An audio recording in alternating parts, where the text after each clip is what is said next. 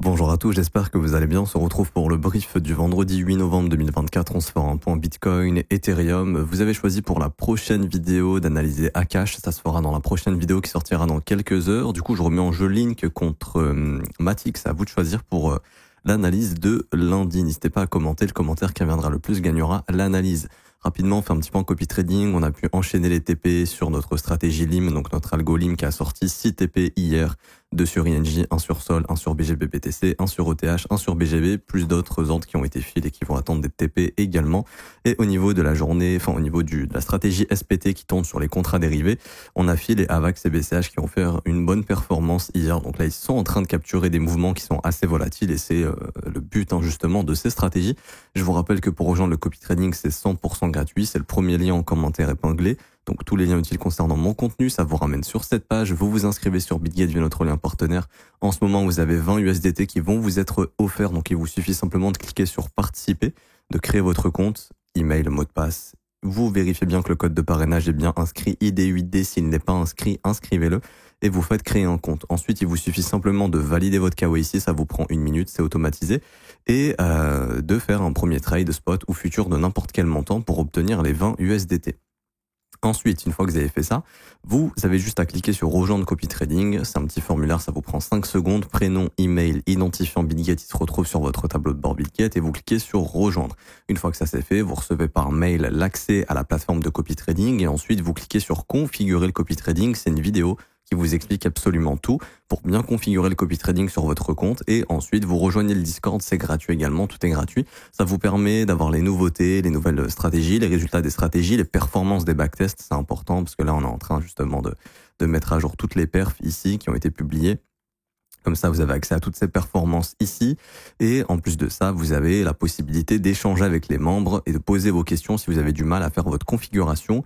Et aussi, vous avez tous les témoignages des membres ici du copy trading si vous voulez les lire, si ça vous intéresse. Alors du coup, pour revenir sur Bitcoin. Donc pour l'instant, le prix est toujours haussier. Là, pour moi, il n'y a pas de souci à ce niveau-là. On avait vu hier que tant qu'on perdait pas ce breaker, il n'y avait pas de problème. Donc il y a un commentaire qui était intéressant. Je pense que c'est une personne qui découvre un petit peu la chaîne, qui disait oui, on a réintégré le breaker. Alors réintégrer, ça veut dire repasser dessous. Ok. Là, on est en train de travailler le breaker, c'est son rôle. Très souvent, vous allez voir que le breaker va être travaillé pour former soit une réintégration, et là, c'est plutôt baissier, ou une nouvelle impulsion. Et donc le marché ici a bien travaillé le breaker sans le réintégrer et a formé une nouvelle impulsion haussière. Une nouvelle impulsion haussière qui forme un nouvel imbalance ici, qui pour l'instant est travaillé tranquillement, et c'est un petit peu la zone de repère d'aujourd'hui. Tant qu'on perd pas cette zone, donc tant qu'on se réinstalle pas sous les 75 000, on s'attend encore à une continuation et essayer de push ce marché. Et ce matin, surveillez bien, on a la formation d'un imbalance baissier ici. Vous voyez comment il est respecté depuis 1, 2, 3, 4, 5, 6, 7, 8 heures. Là, c'est la 8e heure où on le travaille, celui-ci.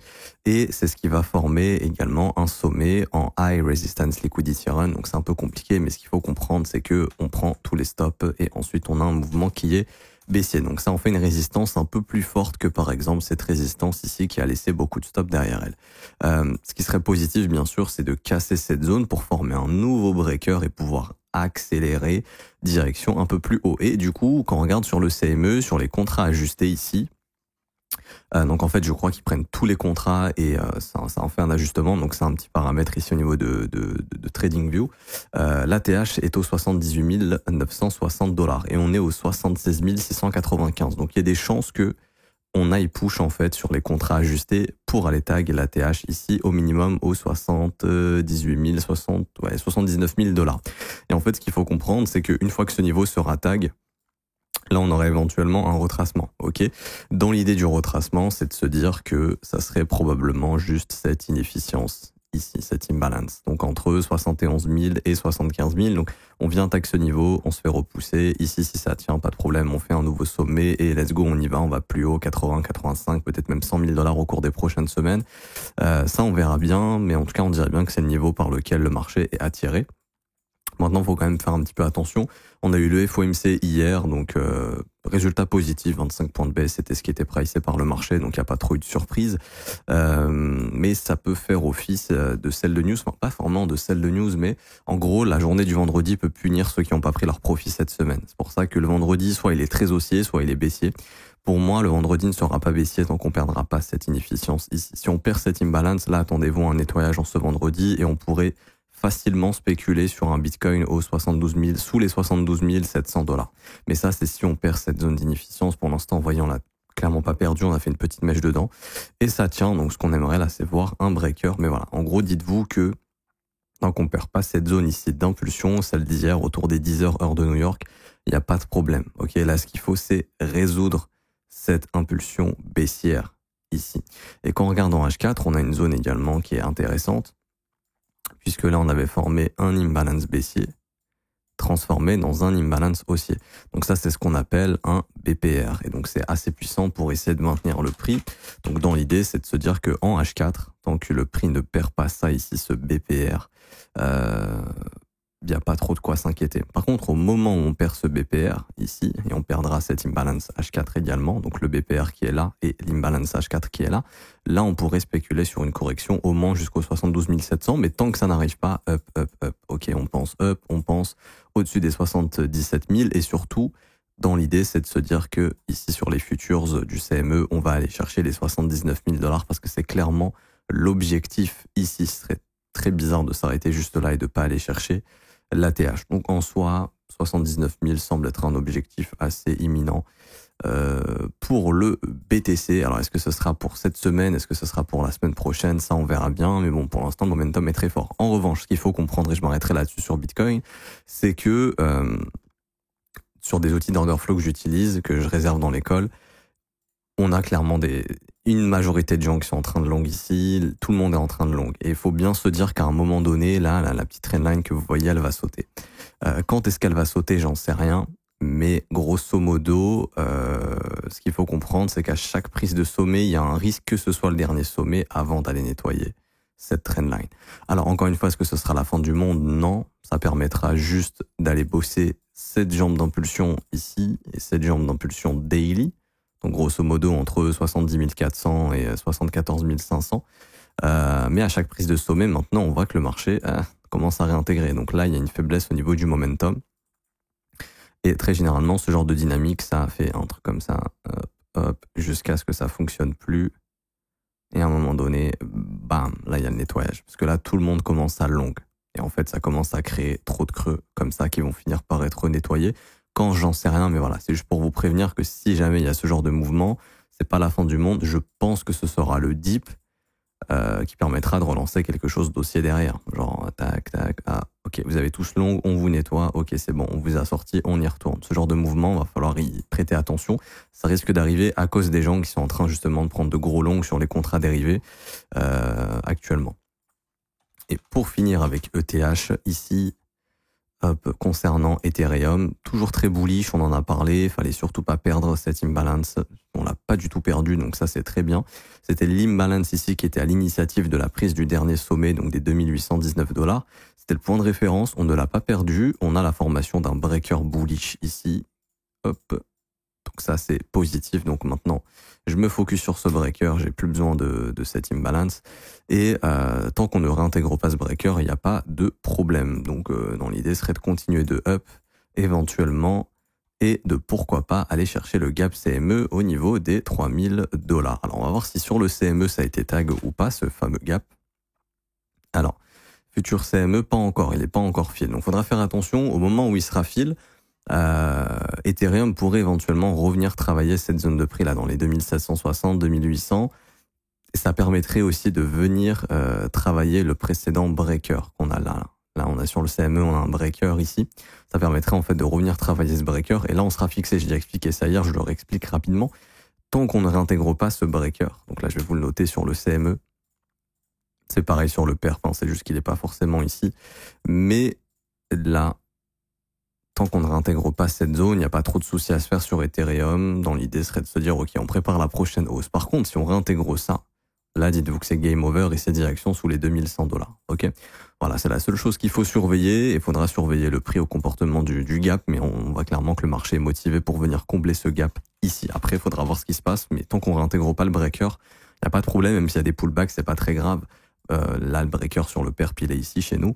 Mais si on repasse sous ce breaker, dites-vous que là, il y a de grandes chances d'aller s'occuper de tous ces stops et ce serait un gros nettoyage sur Ethereum. Donc pour l'instant, ça va et on continue de bosser cette imbalance weekly ici qui s'étend jusqu'aux 3088 $.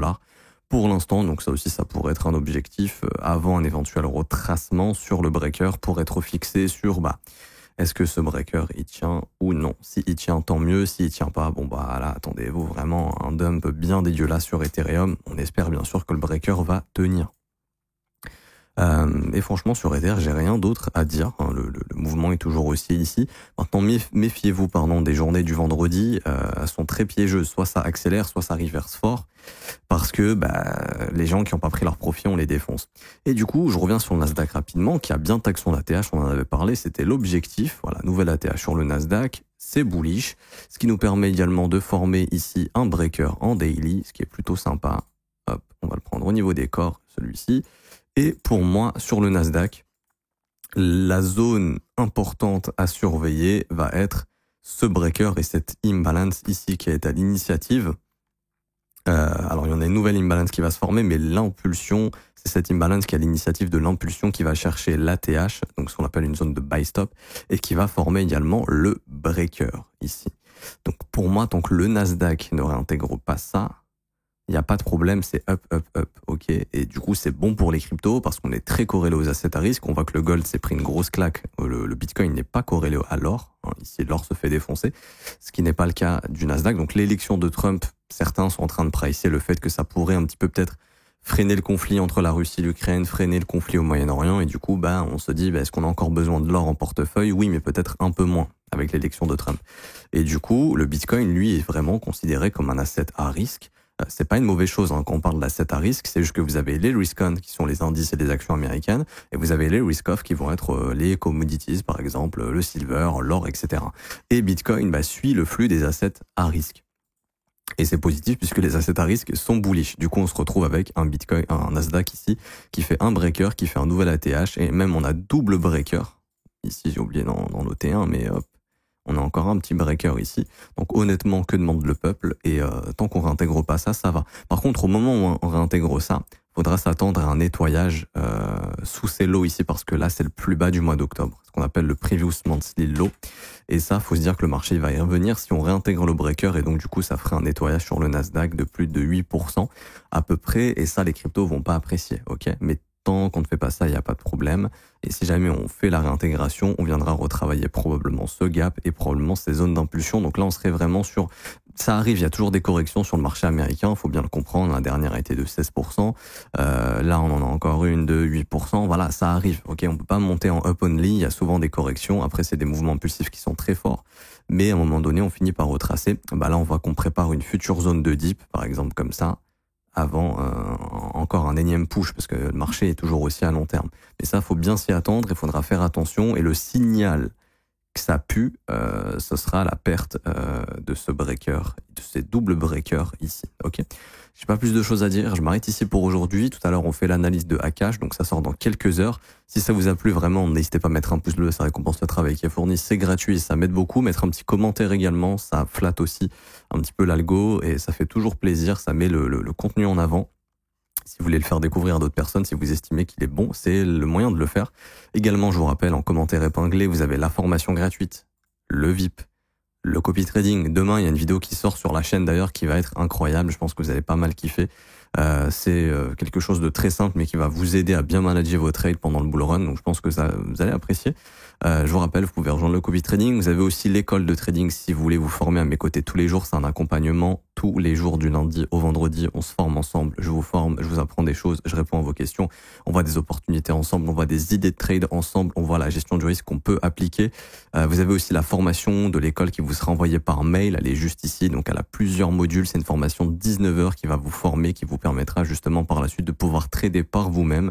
Ça commence à partir de 49 € par mois. Comme je l'ai dit, TTC, vous avez des offres 3, 6 et 12 mois si vous le souhaitez. Et vous avez également les témoignages des élèves qui sont juste ici et tout le contenu de l'école qui se retrouve sur cette page. C'est ce lien juste ici. Rejoins mon école de trading. C'est juste là. Vous êtes les bienvenus. Je vous attends dans l'école. Je vais poursuivre avec les élèves. On se retrouve tout à l'heure pour la prochaine vidéo. Bon week-end également et aussi à demain pour la petite vidéo exclusive. Ciao, ciao.